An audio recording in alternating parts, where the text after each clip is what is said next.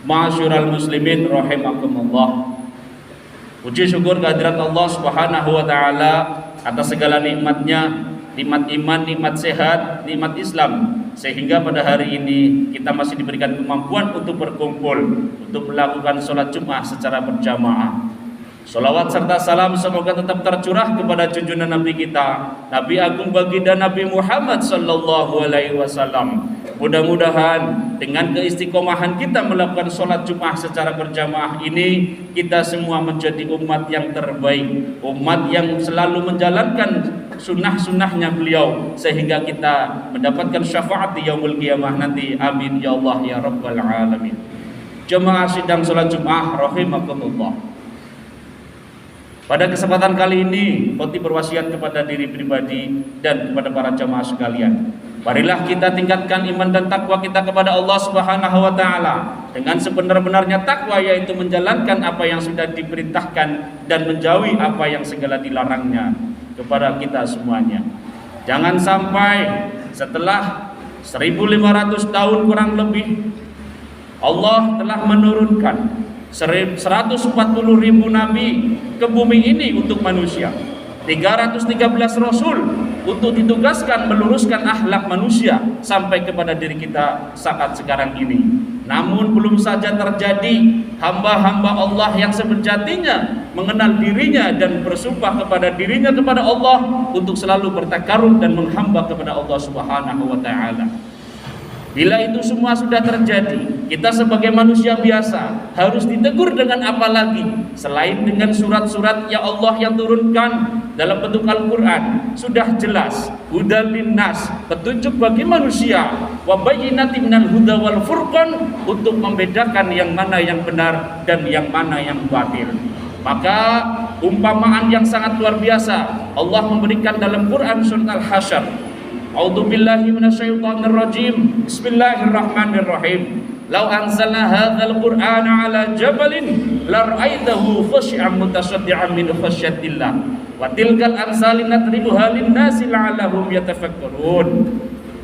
Artinya, jika kami umpamakan sebuah gunung memiliki rasa hati nurani, akal pikiran seperti halnya dengan manusia, ketika aku turunkan Al-Quran, gunung sudah tidak bisa berbuat apa-apa. Ketakutan yang luar biasa dengan hancur leburnya gunung tersebut ketika menerima ayat-ayat Al-Quran dari Allah Subhanahu wa taala.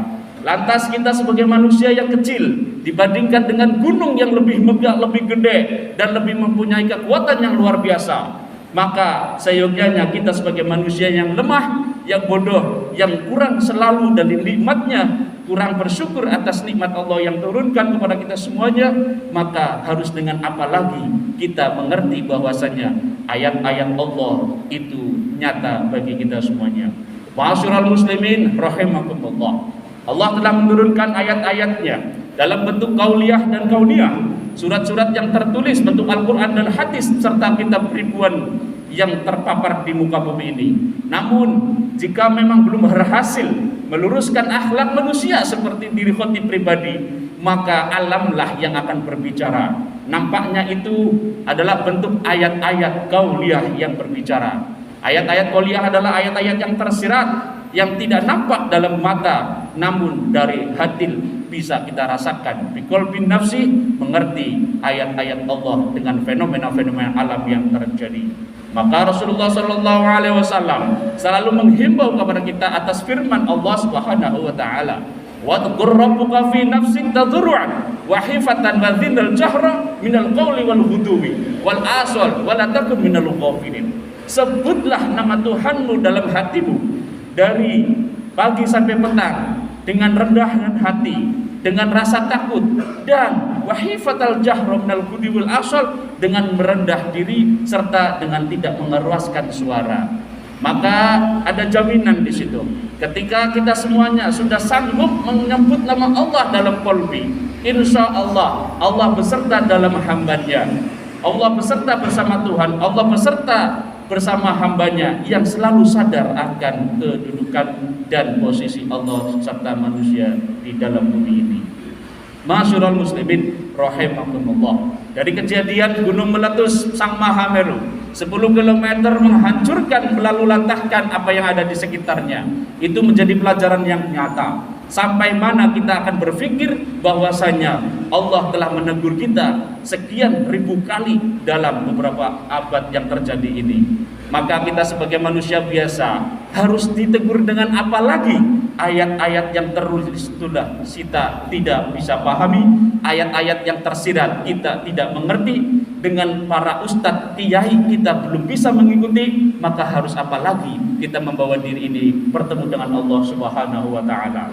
Ma'asyiral muslimin rahimakumullah. Semoga khutbah yang singkat ini mengingatkan kepada kita semuanya, menjadi pemicu bagi diri yang bodoh dan dhaif dan serta fakir ini untuk mengajak para jamaah sekalian teruslah mendekat bertakarub kepada Allah dengan cara bermuhasabah diri, mengkaji kitab-kitab yang ada dalam hati kita semuanya.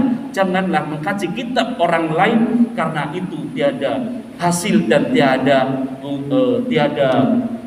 upaya untuk kita itu membenahi orang lain.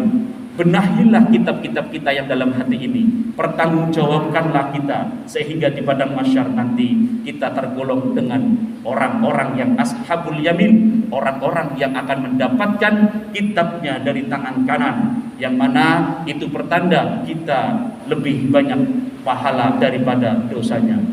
Semoga kita semuanya diselamatkan oleh Allah Subhanahu wa taala dan diridhoi oleh Allah serta Rasulullah sallallahu alaihi wasallam. Barakallahu li wa lakum fil Qur'anil azim wa nafa'ani wa iyyakum bima fihi minal ayati wal dzikril hakim wa taqabbala minni wa minkum tilawatahu innahu huwas samiul alim.